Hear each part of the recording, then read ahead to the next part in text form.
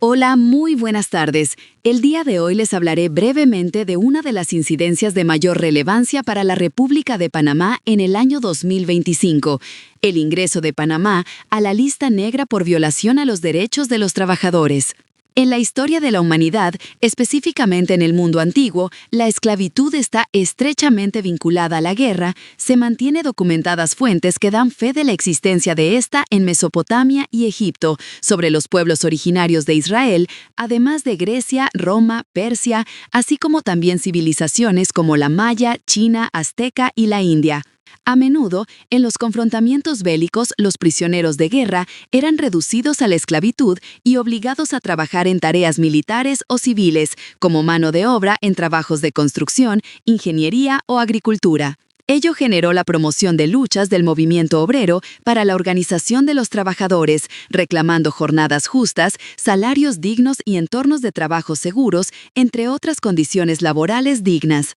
En esa lucha por el reconocimiento de los derechos laborales como parte de los derechos fundamentales del hombre, para el 11 de abril de 1919 surge la Organización Internacional del Trabajo, que no es más que una organización internacional que reconoce que la economía mundial exige estándares claros que sean sinónimos de justicia social, prosperidad y paz, por lo que las normas internacionales de trabajo buscan fundar principios y derechos acordes a la Carta de las Naciones Unidas y la Declaración Universal de los Derechos Humanos, siendo entonces estas normas instrumentos jurídicos que armonicen y equilibren las relaciones entre los gobiernos, los empleadores y los trabajadores. Panamá se adhiere a la Organización Internacional del Trabajo desde el 28 de junio de 1919, siendo inclusive uno de los miembros fundadores de dicha organización y a través del tiempo ha suscrito 81 convenios, un protocolo y 8 de los 10 convenios fundamentales,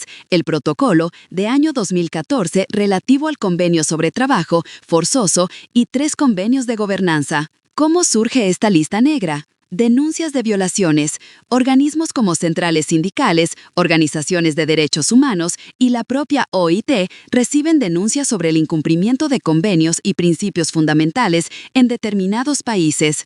Revisión de convenios. La OIT, como entidad especializada de las Naciones Unidas, supervisa la aplicación de sus convenios a través de mecanismos de control. Procedimientos de queja. Si se comprueban incumplimientos graves, se pueden iniciar procedimientos de queja o de examen de los convenios, lo que genera informes y decisiones. Repercusión pública. Los medios de comunicación y las organizaciones de la sociedad civil utilizan el término lista negra para informar sobre estos países y la gravedad de las violaciones, creando así conciencia y presión internacional para mejorar la situación. Es importante entender, la OIT no emite listas negras como tal, sino que sus mecanismos de control expone los países que incumplen las normas internacionales del trabajo. El término se refiere a la acción de ser señalados por la OIT debido a sus malas prácticas en derechos laborales y libertad sindical, lo cual pone en evidencia situaciones de represión y autoritarismo. Primera aparición de Panamá como Estado violador de derechos laborales. La primera vez que Panamá se registra como protagonista de actos de represión policial que lo ingresan a la lista negra de países violatorios de derechos laborales fue en el año 2011, con la represión ordenada por el gobierno central representado por el presidente Ricardo Martinelli, que produjo la muerte de 2 dirigentes sindicales en Changuinola y 60 trabajadores con ceguera, además de lesiones personales de dirigentes sindicales, vulneración de los derechos de huelga, el desconocimiento y suspensión de los recursos de los sindicatos de educadores, estigmatización y mensajes discriminatorios, así como la judicialización de dirigentes sindicales durante las protestas. Para el año 2025, Panamá nuevamente ingresado a la lista negra del CSI, indicando la OIT que se estaban violando derechos laborales, no se han respetado los logros laborales existentes a través de la historia, el cierre de cuentas bancarias.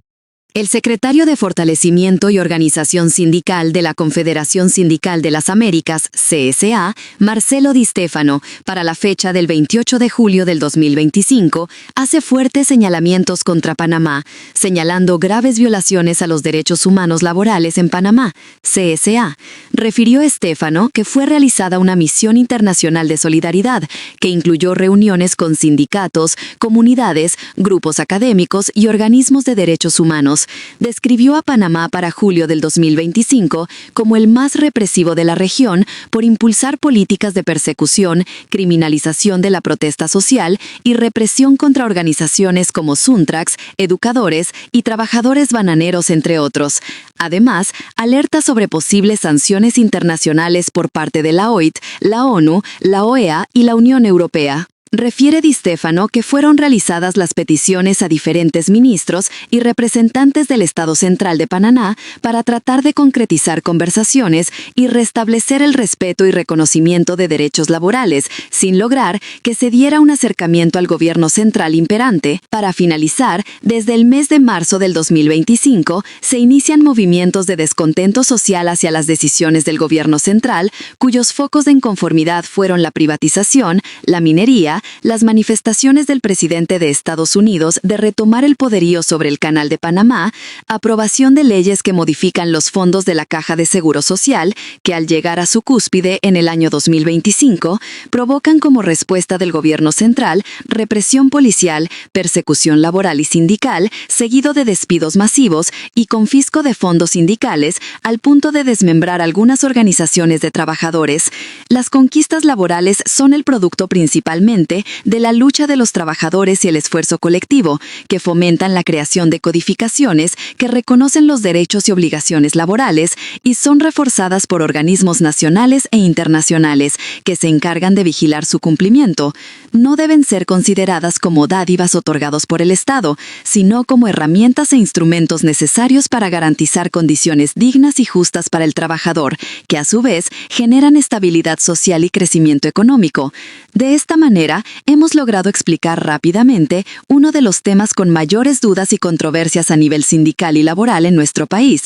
Espero que logre constituirse en una pequeña chispa de saberes que incremente sus intelectos. Ha sido un placer compartir con ustedes y hasta la próxima.